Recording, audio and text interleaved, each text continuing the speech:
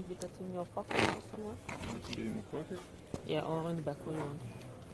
Okay. And then a bit below your beard. Because now it's like... Okay. So otherwise, I'm gonna have it. What time is it? I think it's time. On yours. You want, I can keep, yeah, I can keep track the time for you. I give you the last 5 minutes of your 20 minutes of presentation. I have 20 minutes. Yes. Okay. I give you the last, I give you back for the last slide. And Okay. for the question, you repeat the question. Okay, thank you.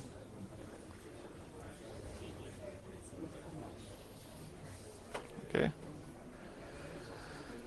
Right. Thanks, everybody. My name is Thiago Santos. I work for a company called Mapbox. Quick introduction. We make maps, and we love open source. Yeah, the name tells it, right? We love open source. We are very excited to be here. And we maintain several popular open source projects like Leaflet, open source routing machine. And we also big contributors to OpenStreetMaps. Yeah, we work with tools like ID, and we contribute with data, fixing data on OpenStreetMaps, and developing tools to make improve the quality of the map. But today I'm going to talk about this particular tool. Is we call it Mapbox GL Native. It's not exactly a product we offer. It's actually the base for our products. Like we have a map rendering engine, SDK for Android, iOS, and is based on this. What I would say is a vector map rendering engine, which is open source, and I think it's really cool, bleeding edge technology compared to raster tile rendering engines. I realized when I was making this talk, we don't have a cool logo for this. Many open source softwares they have, and it was Friday night. Our designers, they were sleeping, so I made one. I think they're going to come up with something better Monday. Okay, but what's vector tile? So I was very fortunate because the last talk was awesome, and I was talking about a problem we have with maps. It's huge volume of data, and the satellites they keep increasing in resolution. I have heard that the Army in the US, they have satellites that take resolutions they can see if you have hair or not. So you want to display this huge amount of data in a computer that is somehow limited by several factors, including memory. So you have to tile the map, right? Even if you take OpenStreetMap, the sheer amount of data there is like several gigabytes, and you cannot display everything at once and just zoom in your neighborhood or in your door and expect that to work. So even vector data, you have to tile. So one strategy we see often, like when you're using Leaflet, for instance, like you take a big image and you tile, and as you go in, like as you zoom in, you stretch the image. So for a moment, like between the zoom levels, you have an image that doesn't look that great, and then boom, it gets replaced to a new image, and so on. So the nice thing about vector tiles, like if you do the same thing with vector, it works exactly like a SVG. So you can stretch that because it's pretty much saying, I have a line from this coordinate to this coordinate. So when you zoom in, you just stretch that. Obviously, what defines the resolution is the amount of points you have in between this line. Like if it's a curve, we don't really draw, we don't say like you have a curve like this. We have several points in between that makes a curve. So when you are zooming in, you're going to see it turn into something a little bit squarey.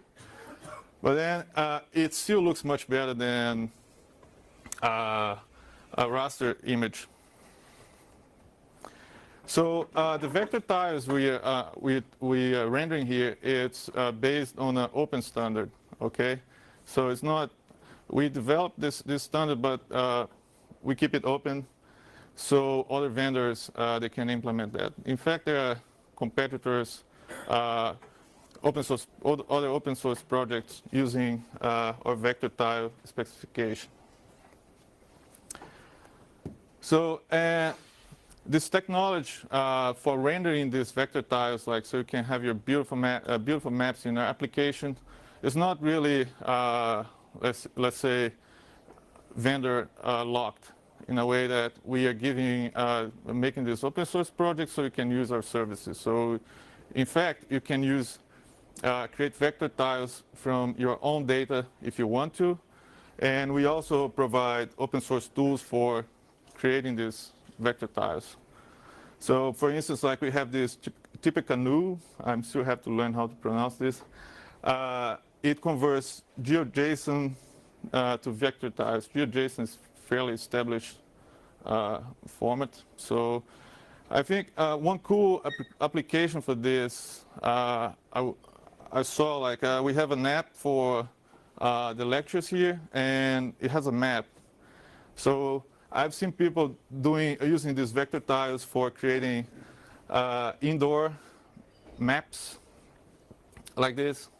We could have like just make a map of the university using, I don't know, GeoJSON, convert this to vector tiles, and render in the app, like with completely offline data. Yeah, I think that's pretty cool. Like it's, I'm not sure if when we designed this we had this use case in mind, but there's some people doing it, and I find it really nice. So I think the advantages of rendering your map in the client side are this: like you can do 3D effects, you can tilt the map. We don't do this in our engine today, but we are bringing this to our engine, like this native engine. Like you could do 3D extrusions, so you can see buildings in your city. The nice thing is when you have a raster image, like imagine like a picture of myself, if I rotate it, what's written here in my t-shirt is going to look upside down, of course. But if you have a vector tile and you're rendering a map on the fly, client side, you have different layers. You know what's a road, what's a building, and what's a label. So knowing that your map is rotated, you may keep the label upright. It's up to you, because we also support styling. So styling meaning you can change colors of your map, whatever color. You can hide and show features depending on zoom level. You can change that on the fly. Like if you have a map in an app and you detect that the lightning is weak, you can make your map less brighter, so it's less aggressive, like if you're looking at night. And also, it's more compact compared to PNGs. It's often more compact. That kind of depends. Depends on the area you're looking, but most of the cases you're going to get better tile size compared to raster tiles. And as I mentioned before, you also have smooth zooming. You don't lose too much resolution when you're zooming into closer to the place you're looking. So this is one example. This is the map of the university. It's tilted and it's using one style, but just changing one flag or one property of the map, the style, boom, you have something completely different without downloading a whole set of raster tiles. Like It's all done in client side. So this is one. If it would be a raster tile, we would have to re-download everything. The other thing I find very, very cool about using vector tiles is you can query features, actually. So if you click here, you can say, give me what is in this area. So the map could give you back, like, you have a road, you have a building here, and the name of the building, you have the label here, right? So you don't need to go to a server and say, hey, give me what is at the coordinate X and Y. You can do it completely locally also. All right, so, and about the style, it's also open, it's standard. So specification is open, it's open for suggestions, and again, it's not implemented just by us. So back to the engine, we've been doing the development of this engine in the open source. It's on GitHub. So we brought this engine to different platforms, like including Linux, Mac, iOS, Android, and most recently we contribute this engine to the Qt project, which is, who doesn't know, it's an established C++ open source framework. So was very interesting to work with the Qt company. We're still working with them. And so you can use what they call QML. It's a language for describing user interfaces. It's very easy. It's way better to, compared to something like HTML. I think it's the last time I do a talk using a HTML slideshow. It's horrible to make this. Really, like, put this image aligned in the center here. It took me 30 minutes. Anyway, so we have our engine on Qt now. It's going to be there by default from Qt 5.9, which is the upcoming release for this year. And you could do, in the future, something like just like this, like window. You change the string to Mapbox.gl here, put some coordinates. If you're familiar with QML, this code, it's a bit simplified here, but with 6 more lines of code, this is enough to have a window with a map centered at a coordinate. This is in Oslo at zoom level 10. So QML is pretty cool. It's very easy to read. And yeah, and you can get with Qt, you can get the same map on your phone, on desktop. And we're trying to get this running on Windows today because we don't support Windows at the moment. But with Qt, we saw maybe a window, no pun intended, for that. So what about a new platform? Because the idea, one of the ideas here of this talk is like to invite developers to get vector maps, better maps in other platforms. Like I know that GNOME is using our raster tiles. I would love to see, I don't know, GNOME maps maybe using vector tiles. I don't see why not. We brought this to Qt, so competition is on. So what do you need for having this engine running in your whatever framework you have? Could be, let's say I'm using GTK here as an example, but you need a decent C++ 14 compiler. We use some features, and it's not every compiler that can do it. For instance, Clang, recent versions of Clang can do it fine, but GCC, you need GCC 5.0. We had some issues with customers using GCC 4.9 and complaining about, GCC 5.0 is too new, even though I think it's 3 years old. So we are bringing it back to GCC 4.9. Maybe Debian is still using 4.9, I don't know. Apart from that, you need OpenGL.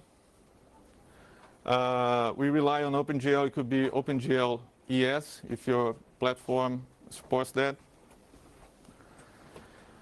And you need to do a little bit of plumbing because the engine is designed in a way that you have the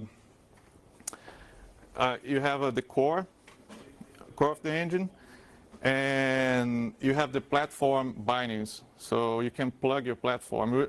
For example, we did some experiments, and we got this running on the Unity 3D SDK by just replacing this part. So you need some main loop, like if you're porting this to GTK, I think glib gives you that. You need some thread IPC. Again, like glib gives you that. I know there is this G async message or something like that. And you need a network stack. It sounds big, but we have in our engine some implementations of portable network stacks.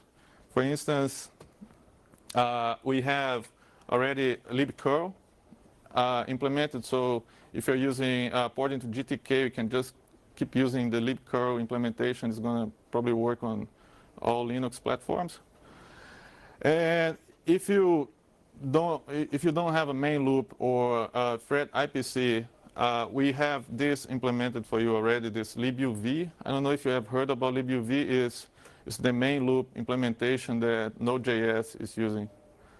In fact, I look it up because I've been calling this libuv lib ultraviolet for a while, because I don't know, UV, but in fact it stands for Unicorn Velociraptor, which is a very interesting name. So we wrote the point of I will talk more if I have more time about the details of porting this to a new platform, but I'm a bit short on time. So we wrote a blog post about describing the details. And again, we are doing the development in the open. So I'm usually hanging out on Slack channels, IRC channels, especially on the Qt Mobility IRC at Freenode. So I invite everyone to help us. I would, especially the GTK guys, if there is anyone here doing GTK, to join us. So thank you, and if you have any questions. Thank you for the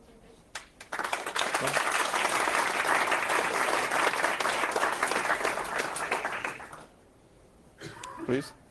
So, full disclosure, I'm one of the maintainers of Mapbox. So about porting, when you ported to Qt, was it a port of the Mapbox native module, or was it a rewrite to fit into Qt? Was it a linking to what? Did you link with the Mapbox and rewrite it to Qt?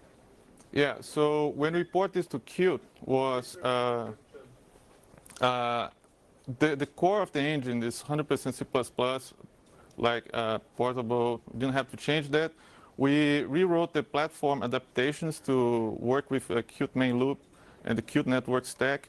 And now Qt is going to ship our engine inside the Qt SDK. So it's there. So we're making release for Qt. And if you download the Qt SDK 5.9, you're going to get this engine included for free. If I want to deploy the native renderer somewhere, should I have a big CPU or GPU or advanced hard drive? Okay, so the question, sorry if I forgot to repeat the other one, but is about the platform requirements. Please repeat the question. Yeah, so the question was about platform requirements. The cheapest hardware I managed to get this running with decent performance was the latest Raspberry Pi, the board. So, is it good to have a GPU? yeah, you need a GPU. Yeah, you need a GPU, but you can also, if you want to rasterize things using our engine, server side is also possible. You can use this Mesa software rasterizer, but it's going to be a bit slow, but it works. We do that because we have you do for running unit tests and stuff like that. We know it works. Any more questions?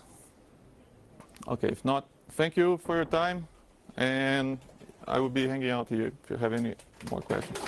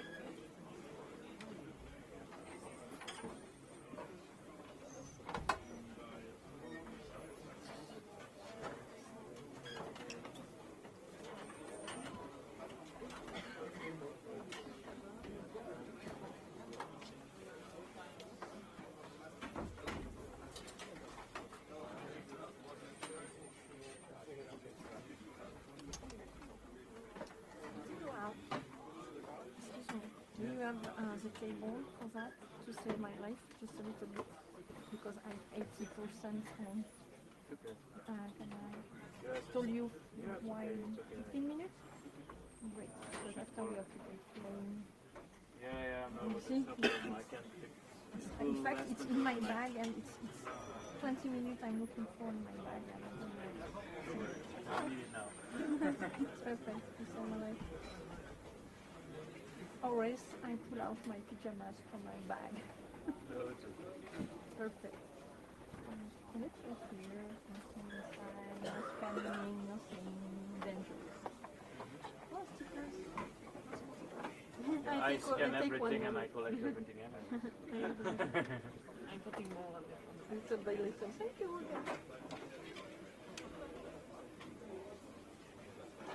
Joanna? I'm safe. Where is that cable? Why they don't use IoT to detect the cable in the bag? I will make a break after the presentation starts. Oh, Then it's I come okay. back. And then we were planning with Maddie to leave around 4. So before the presentation at 4. Okay, that's good. Because of I will